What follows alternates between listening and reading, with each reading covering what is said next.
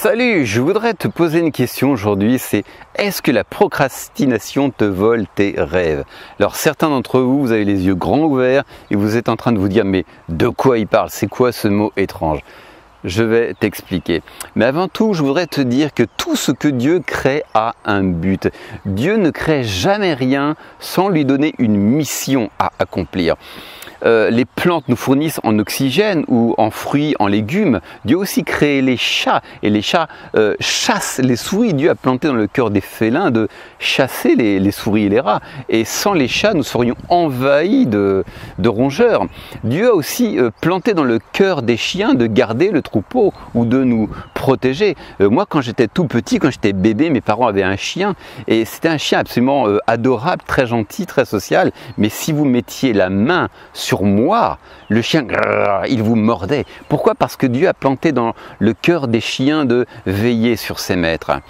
Et tout ce que Dieu également a, tout ce que l'homme, à qui Dieu a donné une intelligence, tout ce que l'homme crée a un but, une destinée. Même un jour, quelqu'un a eu l'idée de créer cette caméra. Eh bien, cette caméra sert un objectif. Cette caméra remplit un but. Dieu a donné à l'homme de l'intelligence pour créer des objets utiles. Eh bien, de la même manière que Dieu ne crée rien sans lui donner une mission à accomplir, Dieu t'a créé pour une mission, pour un but. Dieu t'a donné des talents et une personnalité merveilleuse de telle sorte que tu réalises de belles choses dans ta vie. Seulement à cause de la procrastination, tu peux ne pas accomplir ce pourquoi Dieu t'a créé. Tu peux ne pas réaliser les rêves que Dieu a plantés en toi.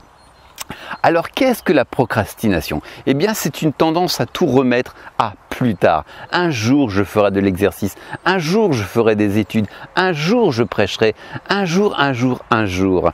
Et nous sommes prompts à trouver des offenses. Oui mais je suis trop jeune, oui mais il est trop tard, il est trop ceci, il est trop cela. Eh bien la Bible le dit en ces termes. Le paresseux déclare, il y a un lion sur le chemin. Un fauve au milieu de la route.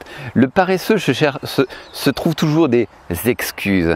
Et le problème avec les un jour ceci, un jour quand j'aurai plus de temps, un jour quand j'aurai plus de moyens. Le problème des un jour est que un jour ne vient jamais.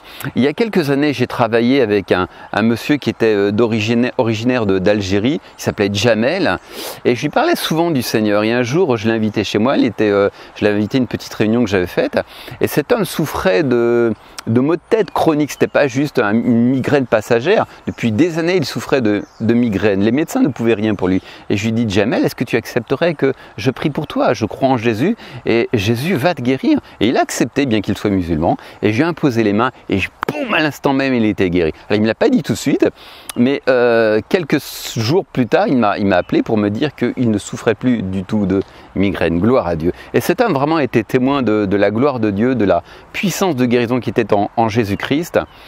Et il me disait souvent, tu sais, un jour, Olivier, je viendrai dans ton église. Et c'était ça il y a 14 ans. Et je le recroise régulièrement. Et à chaque fois, il me dit, tu sais, Olivier, un jour, je vais venir dans ton église. Le problème, c'est que depuis 14 ans, un jour. Finalement, il n'est jamais venu. Et cet homme, voyez-vous, il est sincère. Il est vraiment sincère. C'est pas du mensonge. Mais vous savez, la sincérité ne suffit pas. Bien souvent, on pense que aussi longtemps que nous sommes sincères, eh bien, on a bonne conscience. Mais le fait d'être sincère, c'est pas ça qui va faire avancer les choses. La sincérité, Dieu n'en veut pas. Ce que nous devons faire, c'est passer à l'action, être des gens qui se bougent. Je pense, oui, donc souvent les gens disent un jour, ils sont sincères. Et aussi longtemps que, eh bien, nous sommes sincères, eh bien, on a bonne conscience, mais ça fait pas tout. Il y a un temps, il faut arrêter de procrastiner, il faut enfin passer à l'action. Et je pense aussi une femme avec qui j'ai travaillé lorsque je travaillais à la Poste, et c'est vrai que c'était pas un boulot, un job super intéressant. Elle me disait, oh tu sais, bientôt là, je vais faire une formation pour être assistante maternelle. Et je la recroisais tous les 3 jours, elle me disait ça. Un jour, tu sais, là, je vais m'inscrire, je vais travailler auprès des enfants.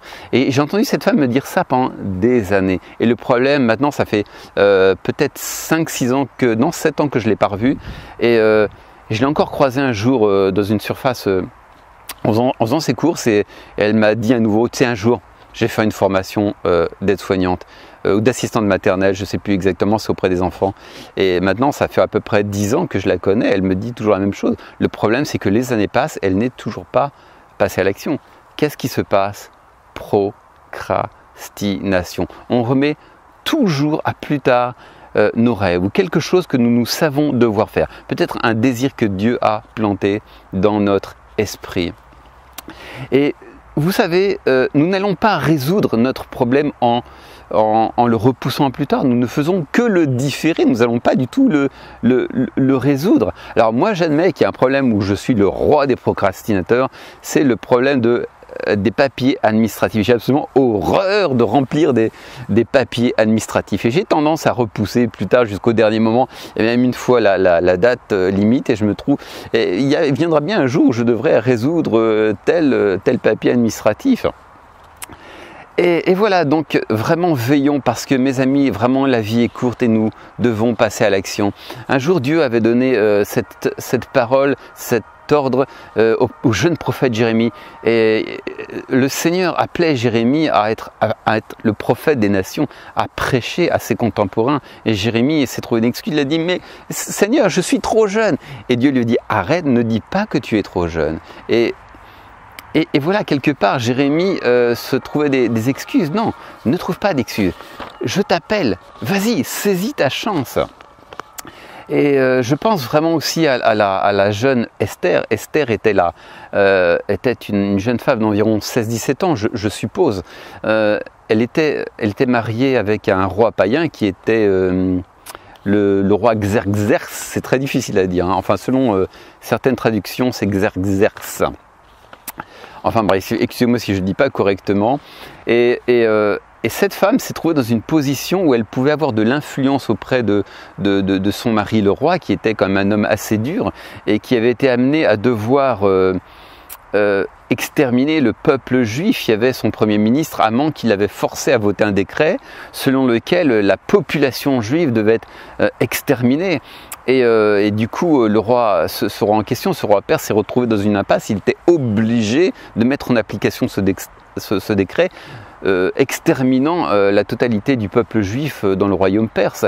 Et Esther, qui était son épouse, qui était une jeune juive, eh bien, elle pouvait être l'outil entre les mains de Dieu pour exercer une influence et faire en sorte que ce décret meurtrier n'ait pas lieu. Et un jour, son cousin Mardoché, un membre de sa famille, lui dit « Mais hey, tu vois pas que c'est pour toi une opportunité, tu es dans une position où Dieu peut t'utiliser. » Et cette jeune femme, Esther, elle avait des doutes, elle s'est montrée hésitante. Et Mardoché lui a dit, mais en quelque sorte, mais hey, ma petite, réveille-toi, saisis ta chance, c'est ton jour, c'est ton moment.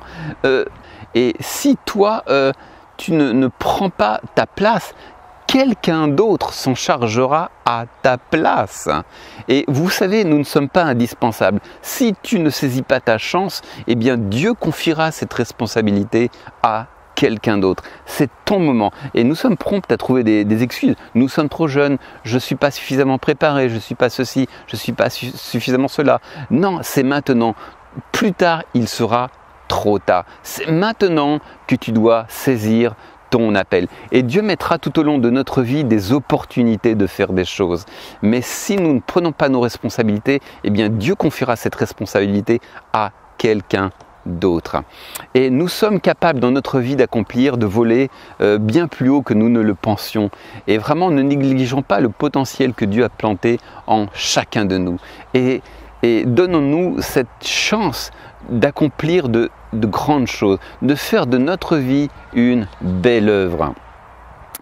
Et bien entendu, je ne dis pas non plus qu'il faut manquer de sagesse et sauter sur toutes les opportunités sans y être préparé, mais trop souvent et je ne dis pas que des fois, effectivement, il faut se lancer n'importe comment, mais je pense que des fois, certaines personnes sont totalement prêtes, mais il se trouve facilement des excuses. Et voici, donc je repense à cette prophétie. Il y a quelques années, je passais mon temps à me préparer, je voulais un équipement supplémentaire, je voulais être suréquipé dans la parole de Dieu, dans l'expérience. Et un jour, le Seigneur m'a donné cette prophétie: Olivier, tu as passé toutes tes années à te préparer, mais tu n'as rien fait. Et cette phrase m'a vraiment secoué, voilà, m'a vraiment réveillé. Et je me suis dit, mais effectivement, c'est vrai que j'ai passé mon temps à lire des livres, à me préparer, à écouter des enseignements. Et puis en définitive, je n'avais rien fait de concret. Et je me suis dit, maintenant, je vais passer à l'action. Et trop souvent, ce qui nous paralyse, c'est aussi la peur de faire des erreurs. Mais c'est pas grave de faire des erreurs, on fait tous des erreurs. Et c'est aussi en apprenant sur le terrain qu'on apprendra à ne pas faire des erreurs, qu'on apprendra à nous perfectionner. Et donc, n'ayons pas de peur. De toute manière, nous ne saurons jamais faire aussi bien les choses que par la pratique. La théorie, on aura beau accumuler sans cesse de la pratique, il n'y a que par l'expérience que nous apprendrons à bien faire les choses. Et vraiment considérez la valeur de votre vie et ne tardez pas. La vie passe très vite, les années filent très vite, mes amis, et c'est maintenant qu'il faut passer à l'action. Et Moïse dit ceci: enseigne-nous à compter nos jours afin que nous conduisions nos vies avec sagesse. Et Jacques nous dit: vous ne savez pas ce qui arrivera demain, car qu'est-ce que votre vie? La vie est une vapeur qui paraît pour un peu de temps et qui ensuite disparaît. Notre vie est comme une vapeur. Donc vraiment, considérons la brièveté de la vie et ne tardons pas. Et un autre danger aussi dans lequel nous pouvons tous tomber, c'est le danger du perfectionnisme. Nous nous disons, c'est un petit peu ce que j'ai dit d'ailleurs avant, je me répète un peu, mais des fois on veut tellement que les choses soient parfaites qu'on attend d'être super équipé, d'avoir une super connaissance ou que notre produit soit parfait avant de nous lancer. Mais même quelque part, le perfectionnisme, c'est un moyen de remettre à plus tard. Vous savez, il y a des gens qui font des choses aussi longtemps qu'ils font des choses qui vont dans le sens de ce qu'ils se croient devoir faire, eh bien, ils ont l'impression de passer à l'action. En fait, voilà, par exemple, imaginez que quelqu'un veuille monter une entreprise. Eh bien, il va faire des formations pour devenir chef d'entreprise ou dans sa branche pendant des années. Il va avoir l'impression de passer à l'action. Mais en fin de compte, le fait qu'il se forme, qu'il se surforme, eh bien, c'est un moyen de reculer à plus tard le fait de passer à l'action. Et aussi longtemps qu'il fait des choses qui semblent aller dans le sens de ses rêves, de ce qu'il se croit devoir faire, eh bien, il a l'impression de faire quelque chose. Mais en fait, il fait rien du tout. Par exemple, actuellement, moi, je suis passé à la vidéo. Eh bien, il y a des gens, par exemple, qui vont dire: oh, je veux faire des vidéos. Alors, ils vont économiser, oui, mais seulement il me faut une bonne caméra. Alors, ils vont économiser pendant 1 an pour avoir une super caméra professionnelle. Une fois qu'ils vont avoir leur caméra, ils vont se dire: ah oui, mais il me faut du bon matériel de son pour la captation du son. Ils vont encore économiser pendant 1 an pour s'acheter un super micro. Et puis ils vont se dire ensuite: ah ouais, mais il me faut un studio d'enregistrement. Là, ils vont économiser, ils vont passer beaucoup de temps à fouiller les petites annonces, à économiser pour louer un studio. Il sera peut-être passé 3 ans, 4 ans. Et en fin de compte, c'est inconsciemment, c'est une forme de procrastination. Quelque part, ils se mentent à eux-mêmes. Et ce qu'ils font, en fin de compte, ils ne cherchent pas à réaliser leurs rêves. Mais aussi longtemps qu'ils font quelque chose qui va dans le sens de certains projets, mais ils ont l'impression de faire quelque chose. Mais en fait, ils ne font rien. Donc, il ne faut pas attendre. Commence avec les moyens qui sont à ta disposition, même s'ils ne sont pas super top. Ma caméra, elle n'est pas super professionnelle. C'est même pas un micro que j'ai là. C'est un enregistreur et ensuite, je synchronise en post-prod. Je ne suis pas super équipé en matériel, mais je me dis, je veux passer à l'action et commencer à faire quelque chose. Rien ne vaudra l'action. Il faut, mes amis, il faut faire quelque chose, il faut arrêter de repousser à plus tard, et sans bien entendu manquer de sagesse, mais peut-être que le Seigneur a planté en toi des rêves, des désirs. Eh bien, commence, tu sens que c'est le moment, tu n'es peut-être pas parfait, ni parfait ni parfaite, mais commence à passer à l'action parce que tu sens que c'est l'opportunité, enfin, c'est la chance que Dieu te donne. Voilà, et le perfectionnisme vous éloigne de la réalité du terrain. Donc n'attends pas d'avoir la super connaissance, de connaître la parole de Dieu parfaitement, ou quel que soit le domaine, que ce soit le domaine du ministère ou un autre, n'attends pas de tout savoir faire, mais commence à passer à l'action. Et alors, il y a un aspect positif quand même à la procrastination, il peut y avoir aussi un côté positif.